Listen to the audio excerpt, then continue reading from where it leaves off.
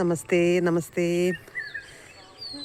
ആരെങ്കിലും നമ്മളെ പറ്റിയിട്ട് ഒരു മോശമായ അഭിപ്രായം പറയുകയാണെങ്കിൽ, അല്ലെങ്കിൽ അങ്ങനെ പറഞ്ഞു എന്ന് മറ്റൊരാൾ നമ്മുടെ അടുത്ത് വന്ന് പറയുകയാണ്, അപ്പോഴേക്കും നമ്മുടെ എല്ലാ സന്തോഷവും പോകും.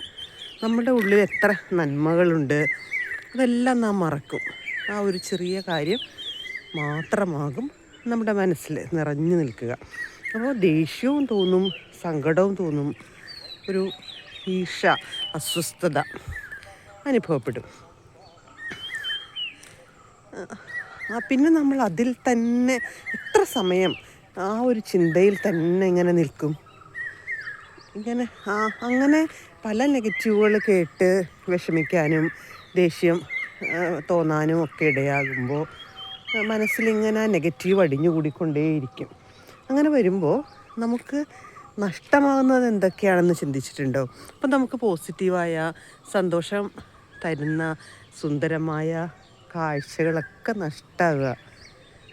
പോസിറ്റീവായ കാര്യങ്ങൾ കാണാൻ നമുക്ക് അങ്ങനെ ആ ഒരു ചിന്തയിലേക്ക് നമുക്ക് വരാൻ പറ്റില്ല. ഇപ്പോഴും ആ ഒരു നെഗറ്റീവ് ചിന്തകളിൽ അങ്ങ് കുരുങ്ങി കിടക്കും. അതുകൊണ്ട് തന്നെ പോസിറ്റീവായ കാര്യങ്ങളിൽ പോസിറ്റീവായ നമുക്ക് സന്തോഷം നൽകുന്ന കാര്യങ്ങൾ ഏതൊക്കെയാണെന്ന് കണ്ടുപിടിച്ച് അതിലേക്ക് വ്യാപൃതരായിക്കൊണ്ടിരിക്കണം. ഇങ്ങനെ ഒരു വിഷമം, ഇപ്പം ആരെങ്കിലും നമ്മെപ്പറ്റി മോശമായിട്ട് പറഞ്ഞാൽ നമുക്ക് വിഷമമുണ്ടാകും. പക്ഷേ എന്നാലും നമുക്കിഷ്ടമുള്ള കാര്യങ്ങളിലേക്ക് നമ്മൾ പെട്ടെന്ന് ഷിഫ്റ്റ് ആവാൻ ശ്രമിക്കണം. അതിനുവേണ്ടി നമുക്ക് ഇഷ്ടമുള്ള കാര്യങ്ങൾ ഉണ്ടാകണം.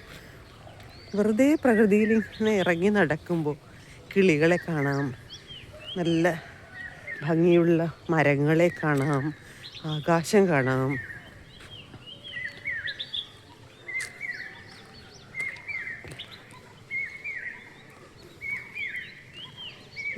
മാത്രവുമല്ല, നമുക്ക് ചെയ്യാനായിട്ട് പല പല കാര്യങ്ങളുണ്ടാകണം. നമുക്ക് സന്തോഷം ലഭിക്കുന്നത് എവിടെയൊക്കെയാണ്, എന്തെല്ലാം കാര്യങ്ങളിലാണ് എന്ന് നാം കണ്ടെത്തി വെക്കണം. ആ മുഹൂർത്തങ്ങളിലൂടെ, അത്തരത്തിലുള്ള സാഹചര്യങ്ങളിലൂടെ കടന്നു പോകണം. ഇങ്ങനെ സങ്കടങ്ങളിൽ ഇങ്ങനെ വിഷമിച്ച് നിൽക്കുമ്പോൾ നമുക്ക് ഇത്തരത്തിലുള്ള കാഴ്ചകൾ, ഈ പ്രകൃതിയുടെ ഭംഗിയോ, ഒരു ചെടി എങ്ങനെ ഒരു വിത്ത് മുളച്ച് നാമ്പിട്ട് എങ്ങനെ ചെടിയാകുന്നു എന്നൊക്കെ, അതെല്ലാം നമ്മൾ അങ്ങനത്തെയുള്ള എല്ലാ കാര്യങ്ങളും നമുക്ക് മിസ്സായിക്കൊണ്ടിരിക്കും. ഒരു മരം, അത് ഒരു ചെടി എങ്ങനെ പൂവിടുന്നു, ഫലം തരുന്നു, ഫലം ഉണ്ടാകുന്നു, ആ ഒരു പ്രോസസ്സും ഒക്കെ കാണുക എന്ന് പറയുന്നത് അത് ശരിക്കും നമുക്ക് വലിയൊരു അത്ഭുതമായിട്ട് ഫീൽ ചെയ്യും. അതൊക്കെ ശ്രദ്ധിക്കുകയാണെങ്കിൽ.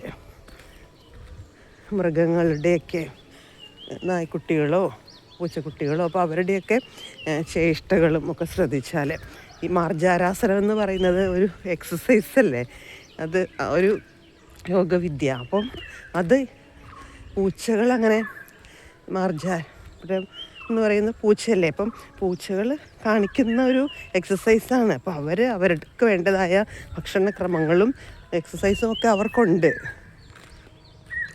നമുക്ക് സമയം ലഭിക്കുമ്പോഴെല്ലാം ഈ പ്രകൃതിയിലേക്ക് ഒന്ന് തിരിഞ്ഞു നോക്കാൻ ശ്രമിക്കാം.